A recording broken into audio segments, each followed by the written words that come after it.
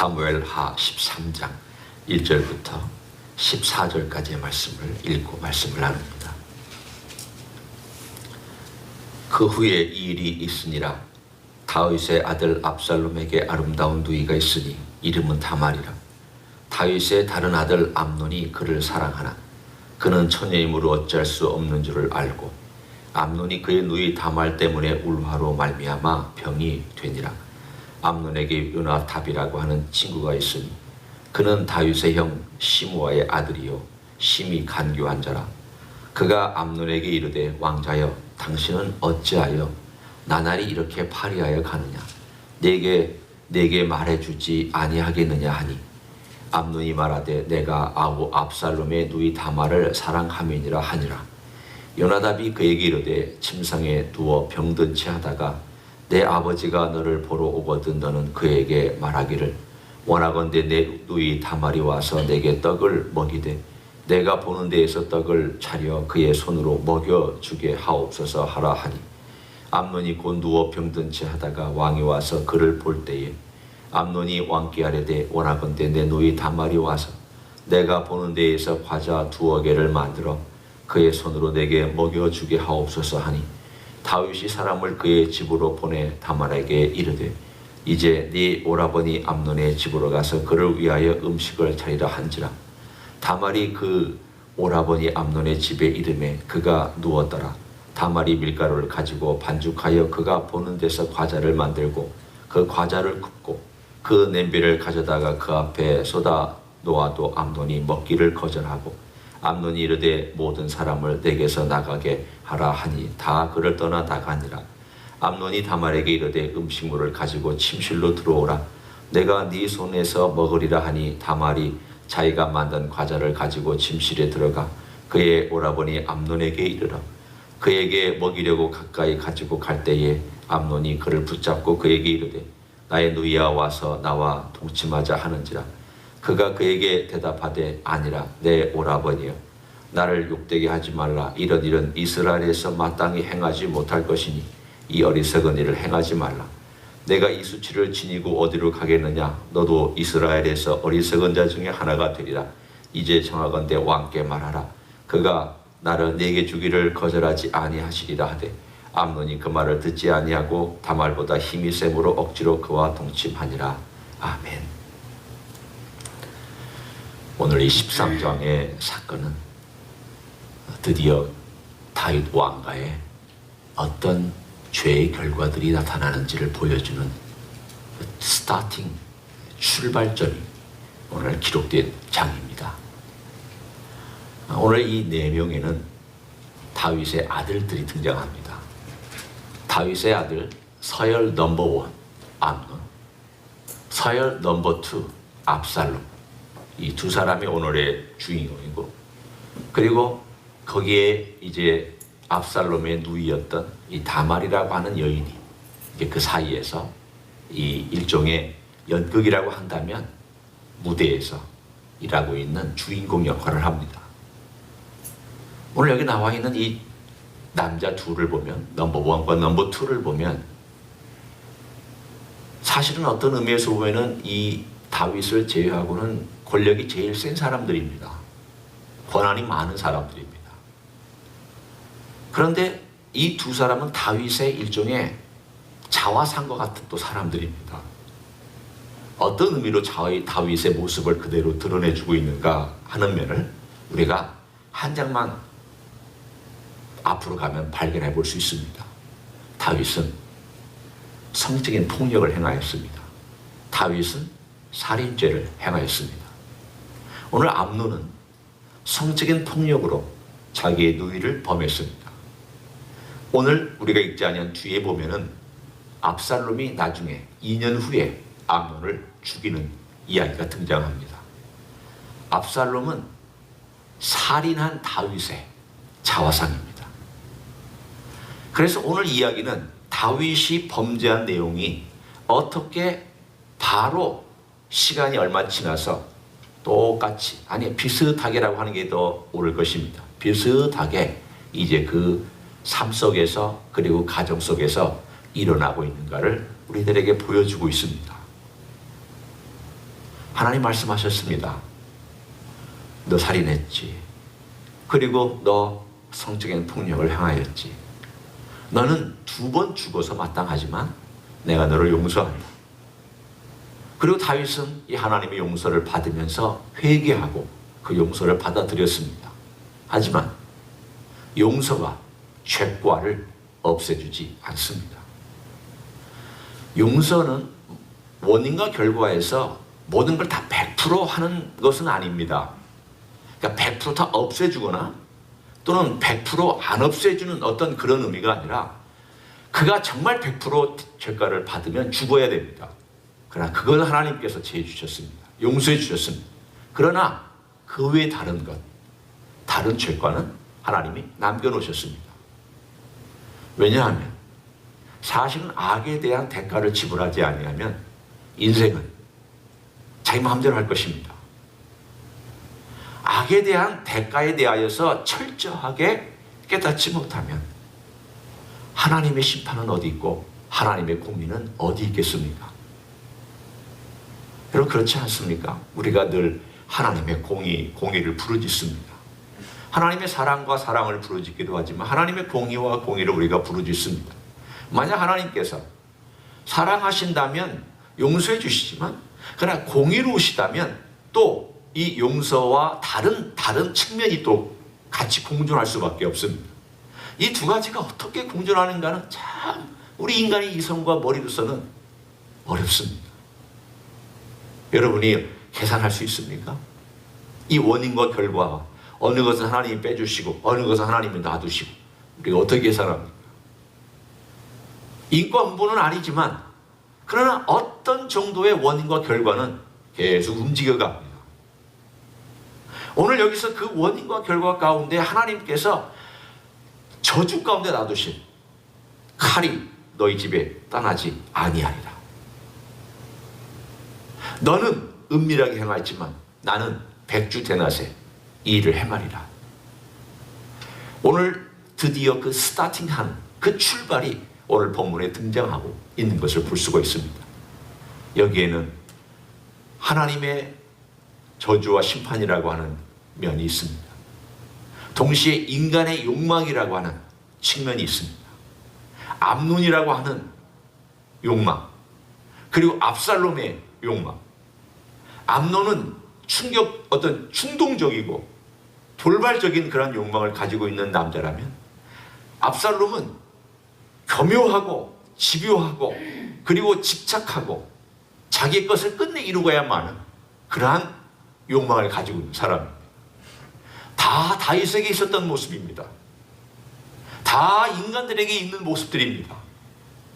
어떤 사람은 충동적이지만 또 어떤 사람은 충동적인 것은 아니지만 집요하게 자기 것을 추구하는 그 욕망의 모든 것들이 숨겨져 있고 잠재되어 있다가 드디어 이 악이라고 하는 가능성이 계속 문을 두드릴 때 어떻게 이것들이 바깥으로 돌출해서 나오는지에 대한 이야기를 우리들에게 전해줍니다. 그 단순히 하나님의 저주와 심판의 이야기뿐만이 아니라 그 테두리 안에서 사탄이 어떻게 역사합니다. 요나답이라고 하는 이 간교한 입술을 통하여서 사탄이 어떻게 이 가정을 휘저어 놓고 깨지게 만들고 서로 원수가 되게 만드는가.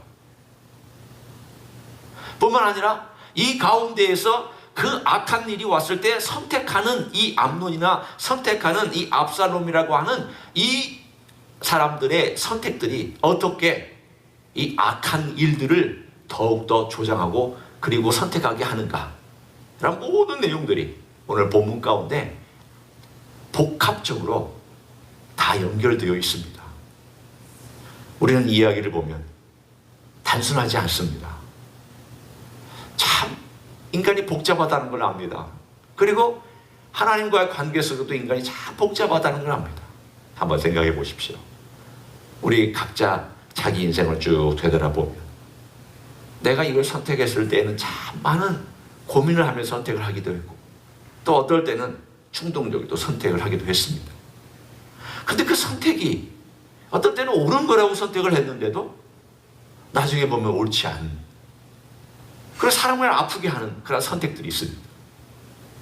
어떤 건 충동적으로 했는데 그 충동적으로 한 선택이 어떨 때는 꼭 나쁘지만 않은 선택이 있을 수도 있습니다. 도대체 우리 인간은 참 어리석고 연약하고 눈앞에 있는 것도 잘 알지 못하면 자기가 계산한 것도 이루어지지 않습니다. 아무리 똑똑해도 다 자기 마음대로 되는 인생이 어디 있습니까? 좋아 보이는 가정도 저 집은 참 좋겠다, 부럽다, 문제가 없을 것 같습니까? 아닙니다. 문제 많습니다. 아니, 문제가 있습니다. 많다는 말은 좀 과할 수도 있지만 문제 있습니다. 인생은 정말 복잡하고 내면에 드러나지 않은 이야기들이 많고 숨겨진 이야기들이 많습니다. 오늘 그것을 성경은 그대로 드러내서 다 보여줍니다. 자, 너희 인생들, 다윗, 그리고 다윗의 아들들, 그리고 하나님 아버지 앞에서 가장 본이 되어야 될 가정 속에 어떤 일들이 일어나는지를 봐라. 그리고 어떤 일들로 말미암아 사탄이 휘젓고 있는지를 봐라. 사탄이 휘젓는 그 계기가 무엇이었으며 또 그 일 속에서 그 악한 선택을 하고 있는 인생의 선택들이 무엇이는지를 보아라. 그렇습니다. 우리 인생이 그렇습니다. 우리가 정말 내 내면에 있는 것들을 가지고 선택할 때나 또는 주님이 원하신다고 선택하는 심지어 그런 선택에도 불구하고 우리의 삶의 그 선택이라고 하는 것이 얼마나 어리석을 수 있고 얼마나 부족할 수 있는지를 보여주고 있습니다. 빛 가운데 사는 삶이라는 것이 무엇일까요? 우리가 늘 빛 가운데 산다, 빛 가운데 산다 얘기합니다. 빛 가운데 사는 것은 많은 면들이 있습니다. 우리가 찬양하는 것도 빛 가운데 사는 것이고 봉사하는 것도 빛 가운데 사는 것이고 또 주님과 함께 감사하며 사는 것도 빛 가운데 사는 것입니다. 그러나 오늘 본문과 함께 빛 가운데 사는 삶을 만약 나누라고 한다면 저는 이렇게 얘기하겠습니다. 빛 가운데 사는 삶이란 그 선택할 때 악을 선택하지 않는 것, 자기 욕망을 따라 선택하지 않는 것, 내 원하는 대로 선택하지 않는 것, 내가 옳다고 여기 과거부터 옳다고 여겼는데 조금 이건 아닌 것 같은데 그렇지만 그냥 선택해버리는 그런 것이 아닌 것. 빛 가운데 사는 삶이라는 것은 부정적으로는 죄를 짓지 않는 거지만 긍정적으로는 하나님이 기뻐하시는 것을 선택할 줄 알고 하나님이 원하시는 것을 선택할 줄 알고 그래서 우리가 이렇게 기도를 해야 됩니다. 주님께서 주기도문에서 우리에게 이렇게 가르쳐 주셨습니다. 악에서 구하옵소서. 여러분, 이 죄와 악에서 구해달라는 것은 전혀 악이 터치하지 못하도록 전혀 어떤 나쁜 일들이 내 삶의 주변에 없어지도록 구하라는 것이 아닙니다. 한가운데 살아가지만 그 한가운데 우리가 빠져있지만 요나답과 같은 그러한 인생들이 주변에 수두룩하게 널려져 있습니다. 암논 같은 충동적인 인생들이 널려져 있습니다. 또 압살롬같이 집요한 욕망에 사람들 널려져 있습니다. 아니, 그 욕망들이 내 안에 있습니다. 이런 상황 속에서 주님, 악에서 저희를 구하여 주십시오. 저를 구하여 달라고 하는 이 말은 악에 빠지지 않게, 그러한 선택을 하지 않도록, 그러한 선택에 넘어지지 않도록, 그러한 선택에 희생이 되지 않도록, 그래서 결국은 대가를 다 지불하고 인생의 모든 쓴맛을 다 알고 끝에 가서야 인생이 조금 얼마 남지 않아서 그때 그렇게 선택을 하지 않았었어야 되는데, 이런 인생을 살지 말라는 것. 이게 빛 가운데 걸어가는 삶입니다. 빛 가운데 걸어가는 삶은 매일매일 주님 앞에서 주님이 원하시는 선택을 하도록 주님께 부탁하고 악한 선택하지 않게 도와주세요. 악한 말하지 않게 도와주세요. 제 마음속에서 악한 충동과 악한 동기로 인해서 다른 사람들을 상처 주지 않도록 도와주세요. 이러한 것들이 빛 가운데 걸어가는 삶입니다. 오늘 본문에 이런 삶을 살지 못했던 많은 사람들의 이야기가 등장하고 심지어는 다윗조차도 뒤에 가서 이 사건을 들었을 때에 빛 가운데 걸어가지 못합니다. 이 사건이 있으면 왕으로서 어떻게 했었어야 됐습니까? 암논 벌줘야죠. 무언가 조치를 취했어야 했습니다. 화만 내고 말았습니다. 아마도 그 마음속에는 이건 내가 저지른 죄의 결과 때문에 이런 일이 생길 거야 해서 아마 자책감이 들어서 그럴 수도 있습니다. 하나님이 나를 벌주기 위해서 이런 어려운 일이 생겼을까야 하면서 자기에게로 책임을 돌려서 그럴 수도 있습니다. 하지만 이 문제가 더 커지기 전에 무언가 조치를 취해야 되는데 아무런 조치도 취하지 않으니까 압살롬이 2년 동안 칼을 갈고 있다가 결국은 살인을 하고, 압살롬은 도망가서 3년 동안 자기 외할아버지 집으로 도망가고, 그리고는 이별한 다음 그 3년의 시간, 그리고 이 모든 다윗 왕가의 추한 이야기는 사람들에게 놀림거리와 웃음거리와 하나님의 영광을 가리는 조롱거리가 되고 말았습니다.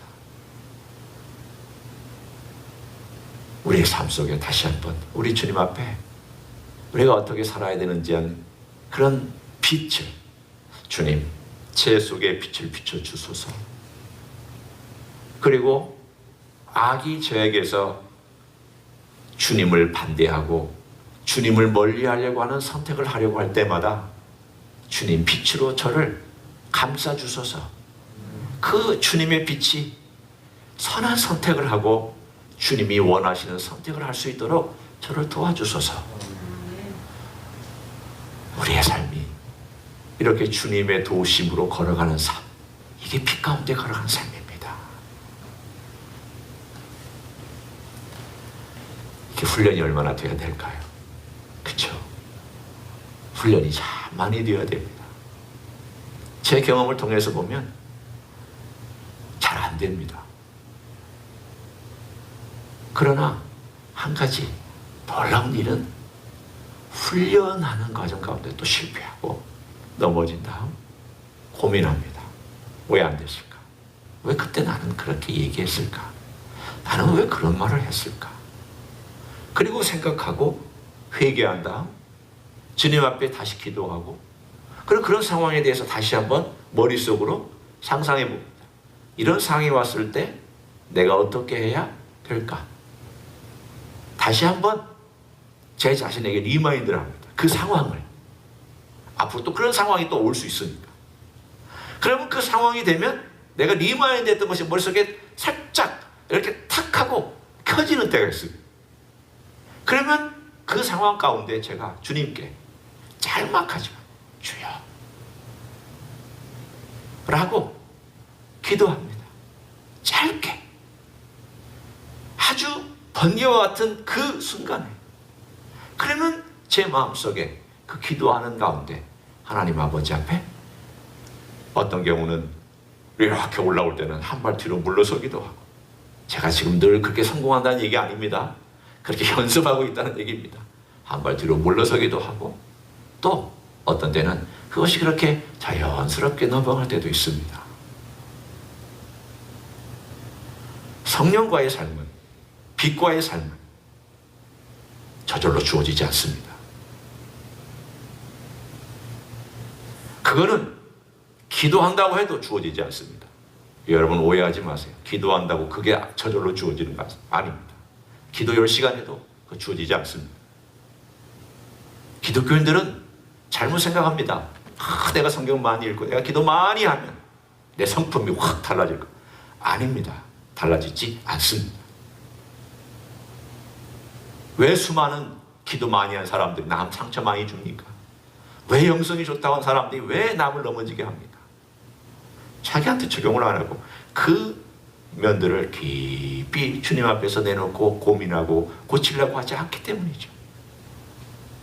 우리는 주님께서 일하시도록 자꾸 맞춰가고, 주님께서 역사하시도록 보조를 맞춰가고, 주님께 얼굴을 돌리고 배우고, 주님의 상품을 담으려고 애쓰고, 그리고 그것을 연습해보고 훈련해보고, 주님의 멍에를 메고 배우라고 그랬잖아요. 배우라고 얘기했잖아요. 저절로 된다고 얘기하지 않았잖아요.